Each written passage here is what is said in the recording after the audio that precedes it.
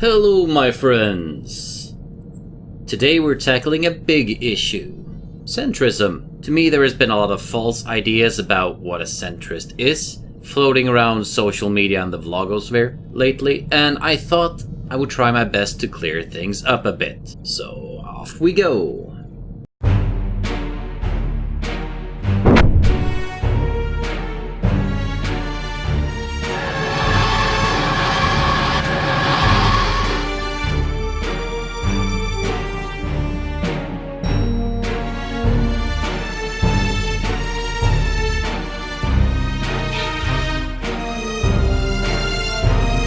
Now in general, I am against labels, but centrist is one that I can stand behind. For now, until some assholes ruin this label as well.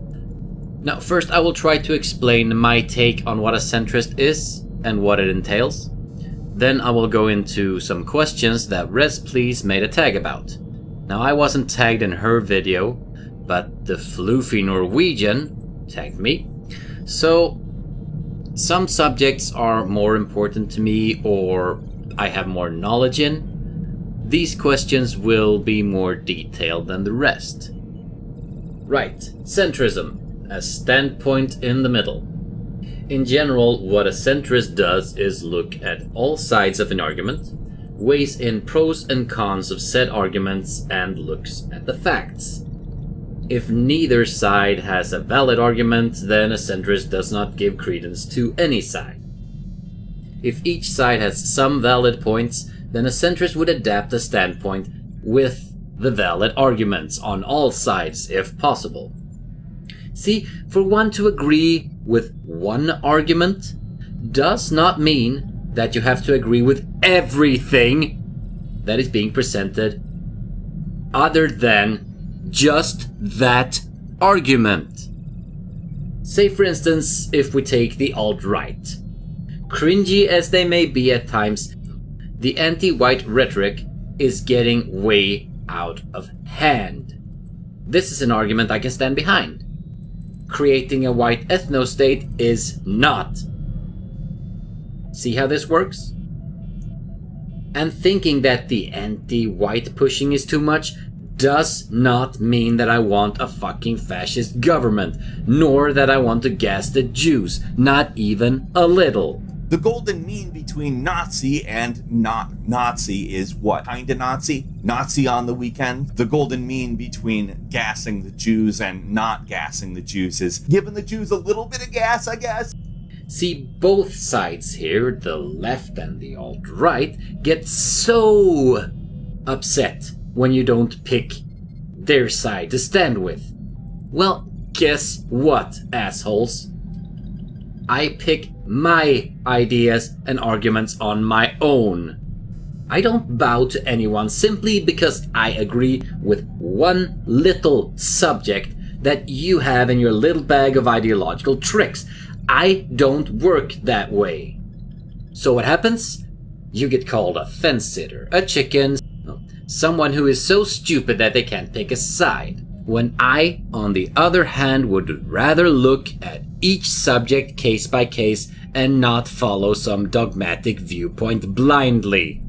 I prefer to think on my own to see what subjects would be the best solutions at the moment.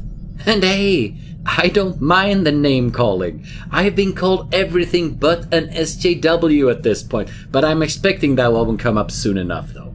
I've been called a commie, I've been called a Nazi, I've been called a feminist, an MRA, an Islam apologist, an Islamophobe, misogynist, and cuck, and so on and so on. Full of contradictory name calling. So if you look at these contradictions, is it a wonder people pay attention at all? I don't give a rat's ass about you crying babies that can't accept that I dislike hive minds and groupthink. There were other things that I was planning on saying for my take on what a centrist is, but I think some of it will be covered in my answers to the questions that Res had.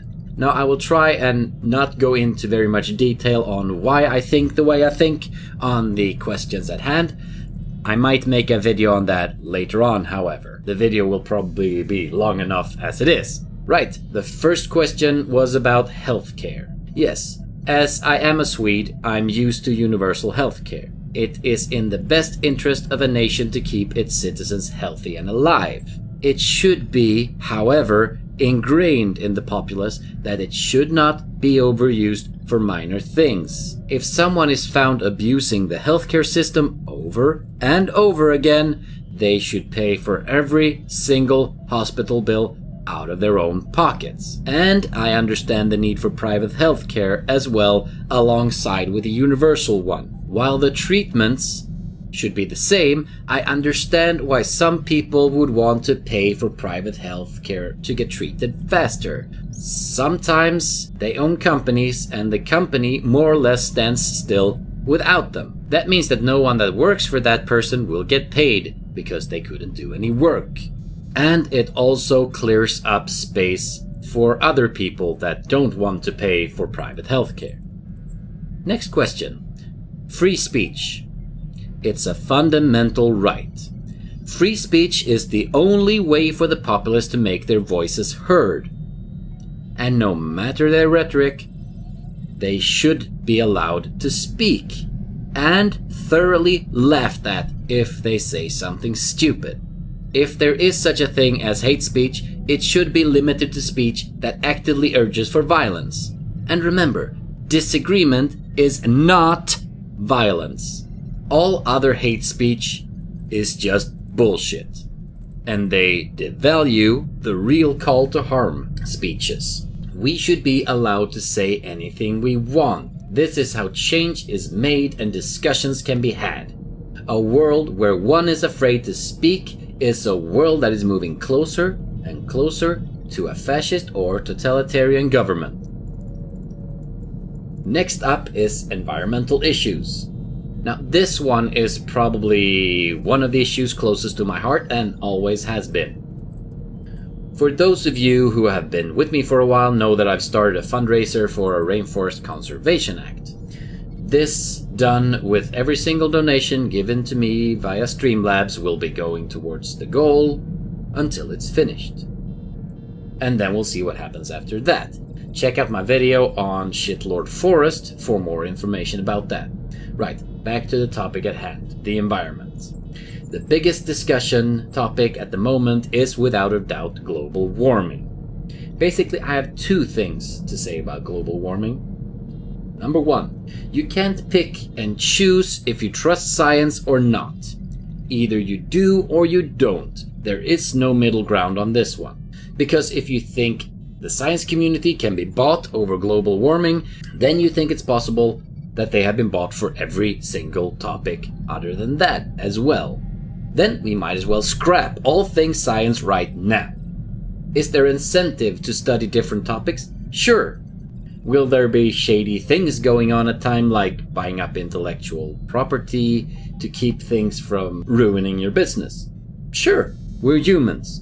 We do a ton of fucked up shit.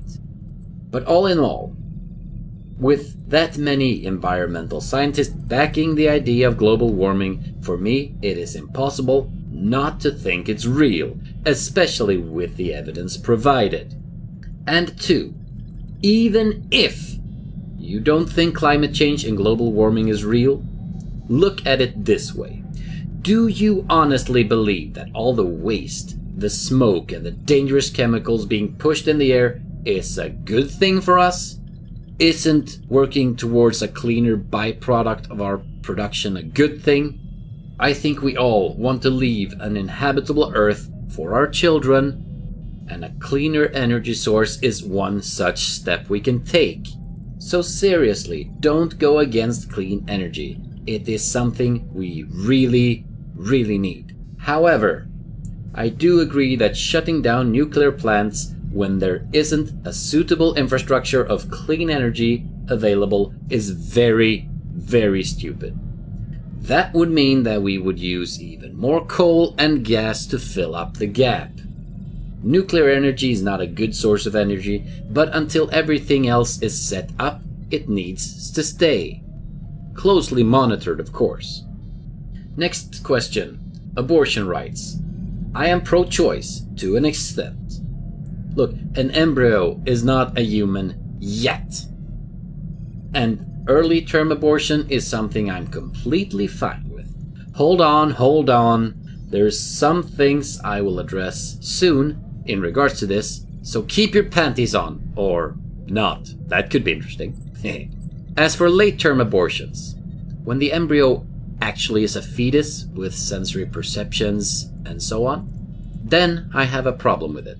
The only things that would deem such an abortion okay would be if there were real complications that could threaten the mother's life, and if there was no way a C-section would be an option. The only other things that would make it okay was if the woman was raped or in case of incest. These two things often come with a huge sense of guilt from the person affected, and it might take a while to get a grip on yourself to make that decision, not to mention the ramifications if it's incest.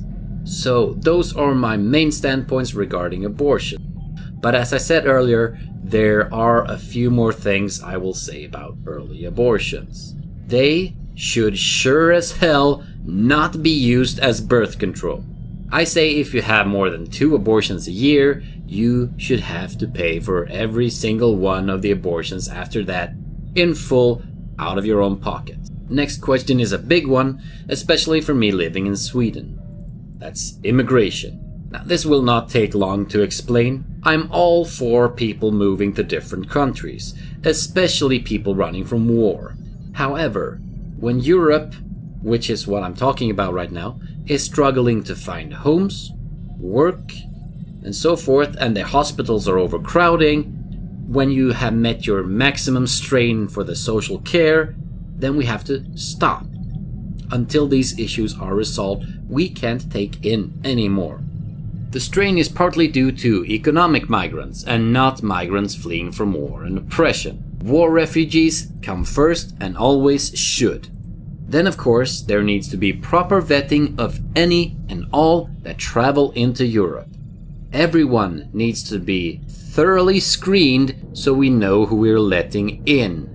I'm not touching on my thoughts on integration here at this point, as it's not part of the question.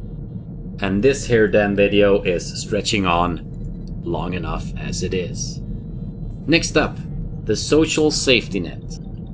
As a Swede with a fairly social safety net, I'm all in favor of this. Looking out for the weakest members of society is, in the end, a good thing for society. We can't let people die or live on the streets. Instead, they can be productive members of society if they have a chance. With that said though, there needs to be tight controls on the safety net so that people don't overuse it and waste tax money when it can be put to better use. The safety net is there for a temporary use though. It's not meant for people to live off it. It is supposed to help them get their back on their feet so they can get back into society. Right, next question was the regulation of Wallstreet. I have little to no knowledge about Wallstreet, but banks in general, however. Yeah, they need to have checks and balances to keep the banks from wasting people's money. People have them there to keep them safe. The banks need to be regulated for sure. On tax economic policies, I'm thinking like this. In Sweden, the people who earn over a certain amount pays 50% income tax. Now that's just stupid. The start of the extra 20% income tax isn't even that high. It's about $55,000. Now at that point you would probably rather make $54,000 and not pay the extra 20%. I mean, you have to be in the late end of the earning there to make it worth your while. 20% is a huge increase in tax, and really you should just add like 5%. That would make it possible for people to earn a little bit extra money and not feel that it's not worth it. There has to be some type of incentive to do certain types of jobs.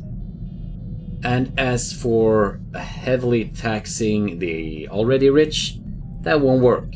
They will just move their money to offshore tax havens, and that means no money at all to the government. I think reducing it for the rich, if they move their money back into the country would be a good solution. That would mean that it would be more money for the government and a bigger cash flow. But all in all, if you want a functioning welfare society, then the tax has to be somewhat big. Perhaps not all on income tax, there are other ways, sale tax, luxury tax, and so on. And the stupid notion of taxing the rich 100% to fund something, guess what? The money will run out, and the rich will have no money left. Or have moved all of their funds and moved their company to another country with more lenient tax codes. It's as simple as that. Who would want to do anything if there is no incentive for it? The criminal justice system. Since we don't have privately owned prisons in Sweden, it's not easy for me to get into the mindset of what this is like. But making crime and criminals a business seems like a recipe for disaster. Then it will be possible that people will be jailed to fill a quota, because otherwise people will lose their jobs. It becomes a vicious circle. In regards to the war on drugs, I think possession for private use should be legal. Keep the laws on dealing and selling drugs. That way you keep the prison population down, and the people who use drugs recreationally will be able to do so.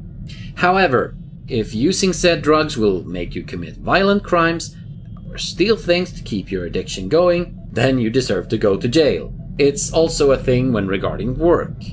The same thing should apply for drugs as alcohol. If you're intoxicated at work, you should be fired. The death penalty was another subset question of the criminal justice system.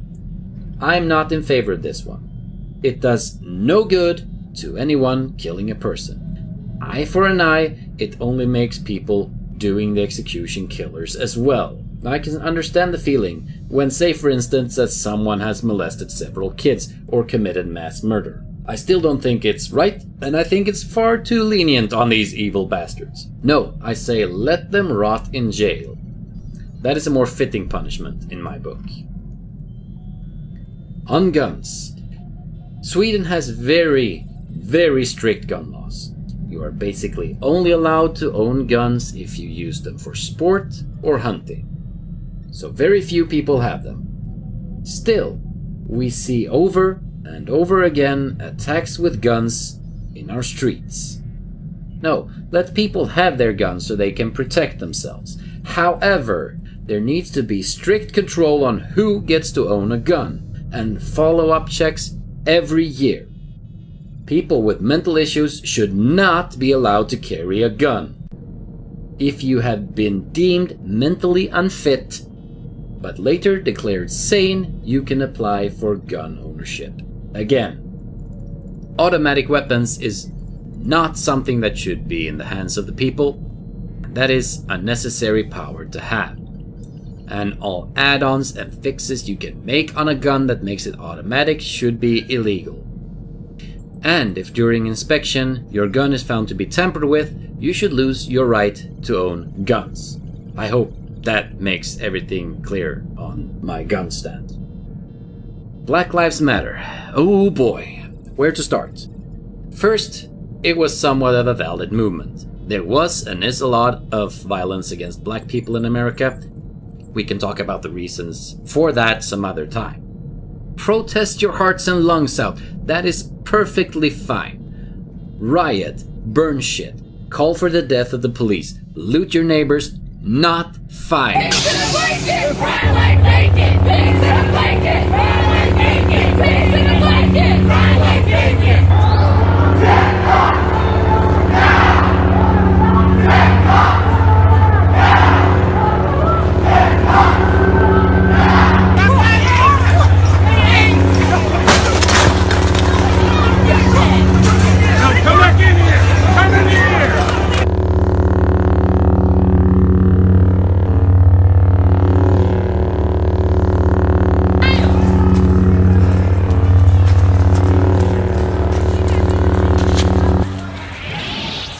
Unfortunately, the violent and rioting mob has taken away most of the legitimacy of the movement.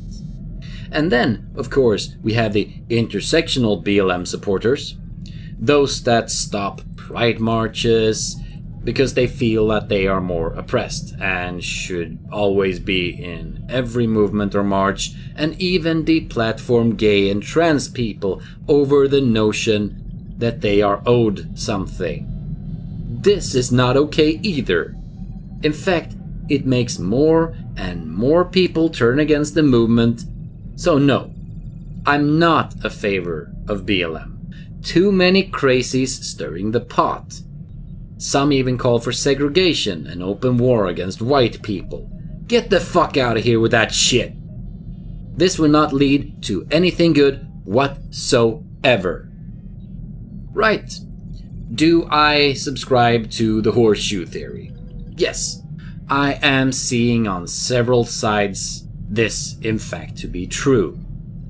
Horseshoe Theory, in short, is this. The extremes on any side are closer to each other than to the center. Case in point. As I mentioned before, we have the rabid BLM supporters that want segregation to keep black people safe. And we have the white nationalists who want segregation because they want a white ethno-state. Same end goals, just different ways to get there. We also have the radical feminists who want to keep men away from women so that women won't be oppressed. And then we have the radical MGTOW that want to keep women away from men so they can keep their resources. Both of these have similar goals, just different people to blame.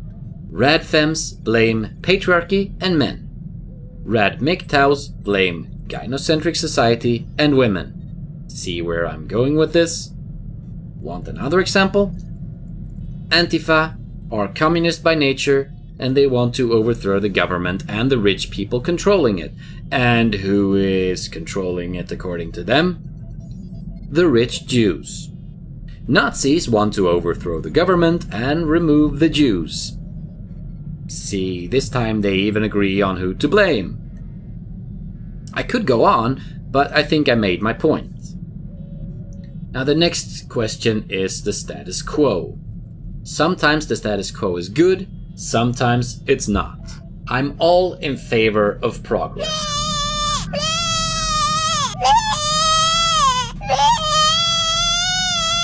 Now, hold on before you start calling me a progressive. It's a demeaning term at this point, but I don't think I've been called that yet, so maybe I'll get that one. I'm all for progression, but not for progression's sake alone. It has to be a valid, beneficial, and good progression. As we see with the discussion about same-sex marriage in Australia. Yes, gay people should have the same rights as straight people to get married. It doesn't have to be a church marriage. It can be with the local magistrate, just as long as they get to have the same rights as straight people do. One thing I'm against, though, is the fact that pedophiles and child molesters are riding coattail to the LGBT movement, trying to get laws passed that would allow them to have sex with kids. This pisses me off to no end. Now, someone who is for progression's sake could very well say, well, it's all for progression, let's do it. While I, on the other hand, see this as something so sinister and evil, and I hope to Jeebus that these notions of progress will never come to fruition. So in short, progression with looking at everything that is presented on its own merit. Now Res asks, are you always 100% right about your views? Hell no! Of everything I've said here, there is always a chance that you can change my mind with valid and reasonable arguments. Some of my more stringent views will, however, take a whole lot more convincing than the others. And changing your views, or slightly altering them, due to new information is a good thing. That means you're not always stuck in the same lane with the same views, stubbornly holding on to dogmatic viewpoints. To me, it's evolving, learning new things and implementing them in your life and thoughts. Now, the last question is about the golden mean, which more or less means that there is always a middle ground to be found. And I am somewhat behind this. but it all depends on what you're talking about. We had some stupid people recently saying that you can't have a middle ground when it comes to Nazis. No, you can. But for there to be a middle ground, there has to be two sides, numbskulls. In this scenario, it's Nazis versus Antifa. Both batshit crazy. I want nothing to do with either side, hence I stay in the middle. The middle ground. The middle ground is usually not an attainable thing, and often I take stances that are farther on the right or farther on the left. Rightio! That was all the questions. If you have any other questions for me regarding centrists and centrism, please let me know. And before we head off, I would like to tag Bunty King, Dr. Layman, Rin Michaelis, and Inane Dragon. I don't know if these people consider themselves centrist or adopt the label at all, but we shall see. Thank you all for taking a deep dive into my mind. I hope you've all learned something new, if nothing else, something new about me. Have a great day all.